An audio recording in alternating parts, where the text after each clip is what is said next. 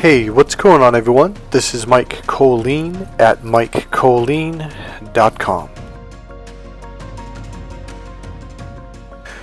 Okay, so let's have a little bit of fun today. These are going to be some psychological kind of tests or games. It'll help you learn something about yourself. And I don't want to give anything else away because I think it'll kind of ruin it. So let's get on with the game.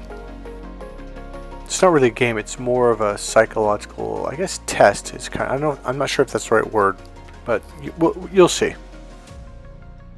Okay, I have done this twice in the past, so if you've seen this, please do not give it away in the comment section. It's in one of them for sure is in my book, so if you've done that, I think two of them actually. And if you read my book, Correct Female Code, please do not, just kind of keep it to yourself, okay? Alright, so here's what I want you to do. I want you to get a pen and paper or a pencil, and it does have to be physical, not on the computer. Now, if you don't have a pen and paper or pencil and paper, you can also open your, say, palm. I'm right-handed, so I'm going to open my left palm, and with your right pointer finger, you're going to do something with it. You're going to draw something. Now, I'm going to ask you to do something, and you have to do it immediately. Now, if you lie to yourself and cheat on yourself, well, you just screwed yourself over, and that sucks. Alright, are you ready? If you're not ready, stop this and come back to this. Here's the thing. You have to do it instantly, immediately, fast, right now, okay? I'm going to say it, you do it. Pen and paper ready? What I want you to do is I want you to draw an inward spiral. Ready? Go. Go, go, go. Draw a spiral. Draw a spiral. And done. If you hesitated even for a split second, it does not count. You will screw yourself over. Alright, the music goes down in about 4 seconds. Okay, so at the very end of where you stopped, I want you to put an arrow right there. So in other words, that's the direction it went in, and at the very end of the line you put 2 lines at the tip, which makes an arrow. That's all I'm asking. Okay, on to the next one, okay? I'm going to have you do something. Let me think, hold on. Oh, wait a minute, sorry, yeah, you don't need a pen and paper, you're just going to do something else, so you don't need anything physical. Okay, what I want you to do is either sit down, or you could be standing and do this too. Make sure there's nothing around you. I don't want you to hit anything. Now, what I'm going to ask you to do something, and then you have to do it instantly. Otherwise, it does not count. If you hesitate, just boom, you got to do it. Okay, ready? What I'm going to do is I'm going to ask you a question, and I want you to do something immediately. Okay? Here we go. What I want you to do is I want you to point, okay? You're going to take your dominant hand, you're going to point somewhere. Ready? Even if you don't believe in it, I don't care. Where's God? Go ahead and point. Where's God? Point. Now, I have done this for about 30 years, 100% of the people. Now, for the inward spiral, men always start in the middle and they do an outward spiral, spiraling outward, so the end of the arrow will be on the outside of the spiral, on the outside of the circles. For a woman, she always starts on the outside and the spirals go inwards, getting smaller and smaller, and she ends on the middle, on the inside, and that's where the arrow would go for her. Now, when I say, where's God? 100% of the men point out instantly, and they're like, yep, they're really confident about it. Outside, external. 100% of the women always point internal, but I would say if you were raised in a Western country, or even the Eastern country, especially the Middle East, I don't know about Southeast Asia, 100% of the women instantly point inwards, and then, oh no, and they get the shock look like, oh no, I'm going to get in trouble, and then they point outwards. So I would say at least 50+% of the women do that, and the rest of them will point inwards and just leave it inwards. So what I found is with the women, they realized at a young age they were punished for thinking that God was inside them. Now, if you listen to Jesus Christ, what does he say? He says the Lord resides within the temple, and then he says the body is the temple of the Lord. Now, I'm not trying to be right or wrong here. I'm not trying to be religious at all. Throw that out. Please push that aside. That's not what this is about. Here's what I realized when I took these tests, because I was learning about the internal external brain. Here's the thing. You can learn stuff in psychology, but not really understand what it means. I've even met doctors who've been professionals for decades, and I will do this test and like, man, and here's what I learned. It went beyond words or a seminar or a training or a professor speaking to me or reading it in the psychology text. It went from just words being thrown at me to not really. I think what it was is I didn't really believe it because I didn't really understand it. Now, these two tests made me go, oh, wait a minute. So when I first did it, I did the external stuff because I'm a male. The male brain is the external brain. The female brain is the internal brain. Our natural instincts are to be who we are. So when someone's in their male brain and they're looking at the Bible, they are going to read it through the external brain and they're going to see external rules. This is all I'm saying. I am not saying it's right, and I am definitely not saying it's wrong. The right brain is going to see the internal. So when Jesus says, look within, the Lord resides within the body, the women, it's not only that, okay, forget that Jesus said that. Women automatically believe this. It's almost like, it's an at-birth thing. Like, your perspective of the world is internal, and therefore you're like, well, God's inside, of course. You don't even ever have to read the Bible, ever gone to church. That's just the way women process information. This is, now, okay, it's not just about the Bible. In fact, I probably shouldn't even brought the Bible up, because this has to do with the way women speak internally. They connect emotionally internally. Men speak the external way. They think externally. They look externally. Their sexual drive is external. Now, I'm not saying this is right or wrong. I'm just saying I finally realized, holy shit, this is just the way we're wired. This goes beyond right or wrong. I hope you guys had the same experience that I did, because when I first did this for me, maybe it was because I'd been studying this stuff for many years, it sunk in. It finally got see, here's why, because it was a physical thing that I physically did, and I saw other people do it, and I was like, holy shit, like the women did this, the men did that. All I'm saying is we just process information, communication, our experiences in the way that we do, whether it's external or internal. There is no right or wrong way. That is not what I'm saying. And I know I keep emphasizing that. The reason why I keep emphasizing that is because here's what men and women do to each other. We punish the crap out of each other if you do it your natural way. We're like, no, that's not the way it is. That's not where God is. That's not the way you cook a meal. That's not the way you do math. No, it's the other way. It's both. You know, it's funny, but one of the biggest things in dating relationship coaching, because this whole like learning about men and women really made my brain look at human beings differently. So instead of judging people, I'm like, well, why are they this way? It's like, oh, because this is the way their wiring is. So you start to be understanding, go, no, it's just a bird flies and a dog barks. It doesn't mean the dog is wrong, and it doesn't mean the bird is wrong. They do what they do because this is what they are and how they are. My whole perspective on life is I just want to understand you and where you're at in the moment. Period. That's it. There's no judgment. When it comes to helping people, I'm trying to figure out because everything is like a puzzle. Or you know how like cats, when they play with a ball of yarn, they get it all jumbled up into a ball and they get it all knotted and intertwined. All I'm doing is going, okay, so how do I undo this knot, these knots that are all intertwined? Like, how do I undo this? Or how do I find the right pieces to put into the right places to make your puzzle work? I just want to understand people. I was at a coffee shop yesterday. Yesterday in San Francisco on Chestnut Pete's Coffee. And there was this group of kids sitting next to me. They were all black, and I could tell by the way they were dressed and just their mannerisms and their expression that they were from Africa. And I looked at them and go, "Are you guys from Eritrea?" And they're like, "No, we're from right next door." And I think they said Somalia, if I remember right. And they said, "We have very similar cultures." I go, "Do you guys have similar looks?" They're like, "Yeah, we share the same DNA."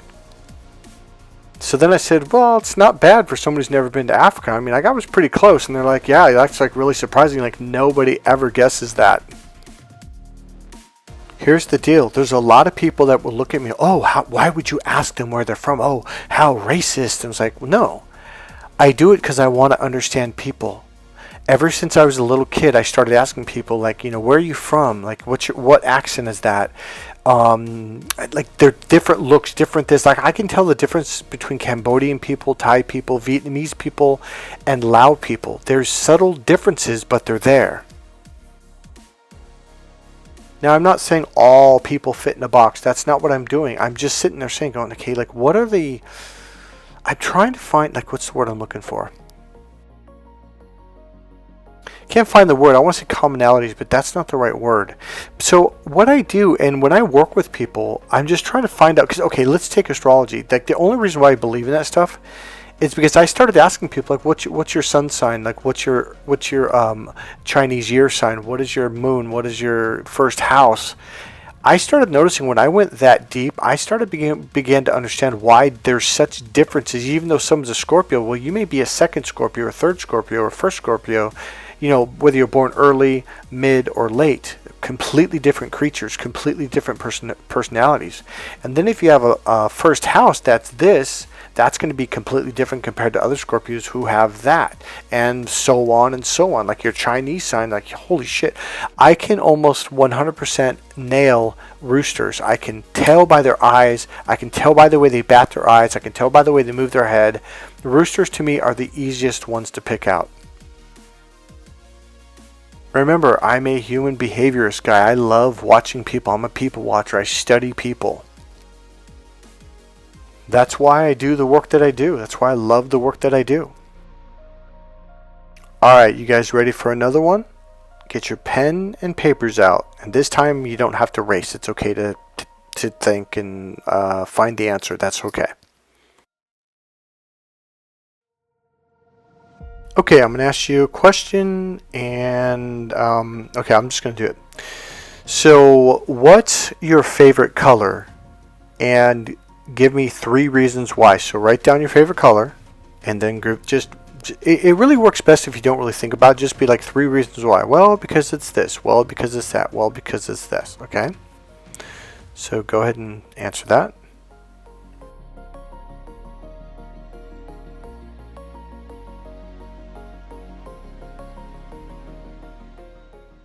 Alright, moving on. So now, what's your favorite pet? And again, give me 3 reasons why.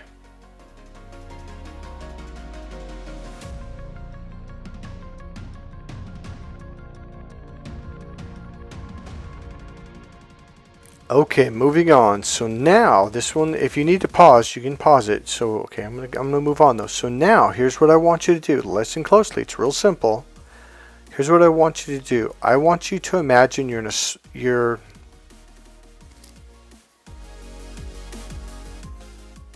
want you to imagine you're in a small room, and what I want you to do is I want you to white everything out. And there's no way out, okay? It's just a small room, you white everything out, and there's no way out. What I want you to do is I want you to give me 3 feelings or 3 perceptions. Go ahead and write that down.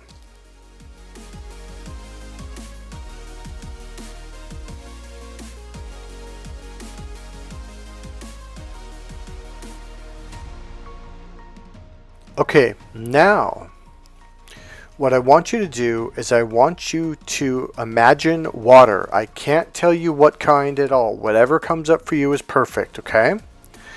So imagine water, and again, give me 3 feelings or emotions or 3 perceptions.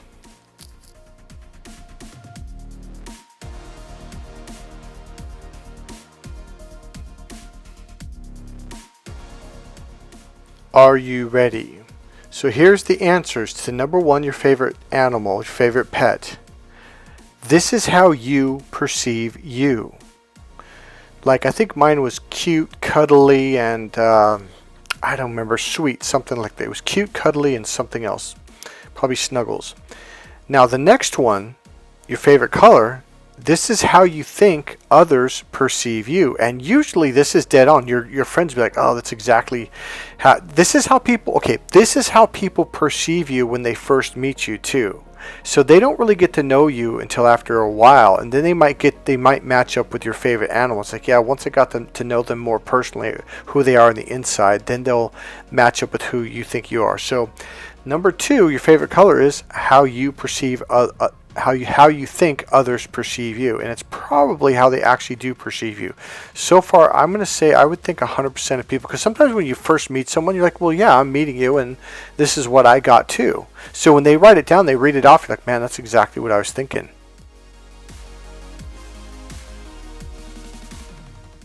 Number 3, when you write everything out, you're in a small room and there's no way out. 3 feelings or perceptions.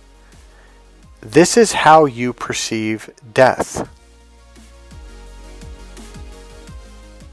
Now, this can wildly range from different people. For me, it was peaceful, it was calm, and I think I said boring, if I remember right. I'm going by the very first time I did this. I'm pretty sure it was boring, which kind of is boring. You're in a box, basically, and you're dead. It is peaceful, it is calm, and it's boring. But for some people, it's like scary, claustrophobic. So it just really depends on the person. This is, again, this is really just how you perceive it. Okay, you ready? The third one, you may not want to show your friends. It's a little bit personal. It's not too personal. It's usually the funniest one. In fact, it's always the funniest one. So, the fourth one, imagine water and give me 3 emotions or feelings and maybe perceptions. This is how you perceive sex or experience sex. Kind of cute, huh? It's kind of funny.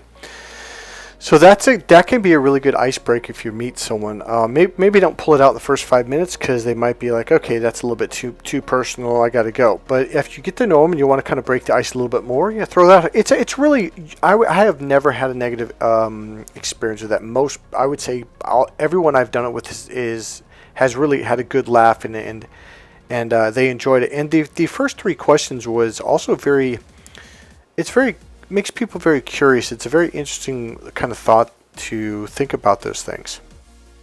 I think it's enlightening, and it causes you to ponder, yourself. You get to know yourself a little bit better, and each other as well. Now, there's a very interesting backstory to where I learned that from. The last 4 questions about your favorite pet, your favorite color, being in a room, small room, white it out, blah, blah, blah, and then imagine water, etc. I went through, and I know I've said this before, but this is where this fit in. This is where I got, and there's a very interesting story. So I went through my first huge spiritual awakening. Now, when I meet people now that they're talking about narcissists, oh, it's spiritual awakening. Yeah, it's kind of a baby spiritual awakening. What I went through was monstrous. It was massive. It lasted 6 months. I was conscious for 6 months. Every single day I would learn something. There would be downloads in my dream. Like, I would just suddenly have all this knowledge about a subject I'd never even heard of. I would know stuff, and I'd go to the local college and verify it, and they're like, yeah, that's true. And so I was like, geez, like, I'd even know things about people, and I'd tell them about them, like, oh, your mother, blah, blah, blah, she did this to you, and blah, blah, blah, when you were 7 years old. They're like, how do you know that? Like, I was living in Georgia, like, you never even met me till like 3 weeks ago. I could tell people when I first met them things about them that nobody knew.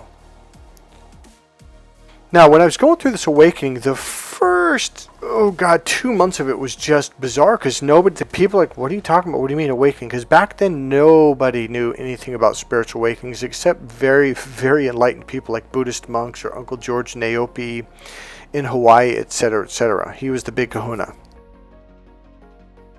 Now, whatever this was, it would tell me to go places and just wait, just sit here, just wait. So back then I didn't drink, I didn't go to bars, I was in kickboxing, I was training, I watched my weight, I watched everything I ate, carrots and celery and whatnot. And it says get in your car and go. So I got on my car, it says turn here. I'm going down the road, turn left into the parking lot. I'm like, okay, so there's this kind of like a bar and grill. It wasn't like a bad bar, it was actually a nice place. They had pool tables and stuff, but I never went there before. It's like, go inside. I'm like, okay. And so I went inside and it said, buy a beer. And I'm like, what? Now I didn't hear a voice. It's like nothing. I didn't hear anything or see anything, but it was just a feeling. So I ordered a Heineken. Okay. First time I had a beer probably in years. Now it just said sit here and wait, and I already knew. Now I didn't hear a voice, nobody was talking to me, but it was just like I had a feeling, just sit here, and you're going to meet someone, and I'm just sitting there waiting, and someone was talking to me a little bit to the left. That kind of fizzled out. Bartender said something, first time here, yeah, boom, they walked away. So I just was looking around. This super cute Japanese girl from Japan bounces up onto the bar stool at the bar. It sits right next to me. Hi, and she said, I forget how she said it, but she said, well, congratulations. And I looked at her and I said, for what? She goes, you know what? I'm like, yeah, but how do you know? And how do I know that you know? And she goes, you're awake. Nobody else in the room knew, even her best friend.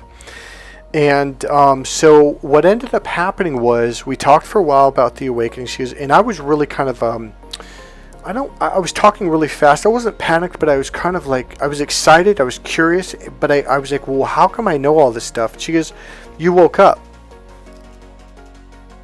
And so we talked for a while. She tried to calm me down. She goes, look, you're going to be fine. Here's my number. Why don't you go out with me and my friend? She's going to bring me to friend, some other guy. And we went out, and then I think we went to dinner. I don't remember if that was that time or the next time. But her and I eventually spent some time alone, and she gave me those 4 questions. I was like, wow, this is really cool. Here's the thing. I still have that small square piece of paper with her handwriting on it. I've kept that forever. And I actually just read it off when I was reading this to you guys. So the sad part about it was she ended up moving back to Japan. I think it was like 3 weeks later, or a month or something, and we didn't keep in touch, and that really, really, really bugs me. I wish to this day I could call her, because even today, a lot of people aren't awake, and even when people say they're awake, most of them they're just saying it's the cool thing to say, because you can look in their eyes and be like, man, you're not awake at all. You're completely asleep. But man, I wish to God I could call her or email her right now.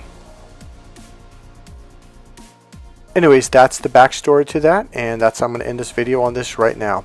Alright, God bless you guys. I hope you guys are having a good time. Hope you're enjoying your life, and I hope this little video, these questions, kind of enlightened you a bit and maybe sparked your curiosity.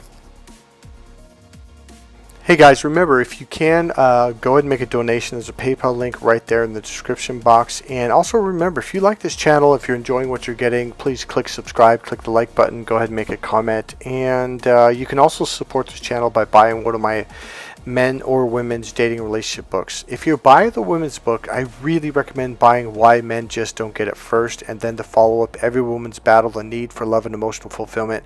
The price normally, I think it was normally $11 for the longest time, but I discounted it down to $7 right now.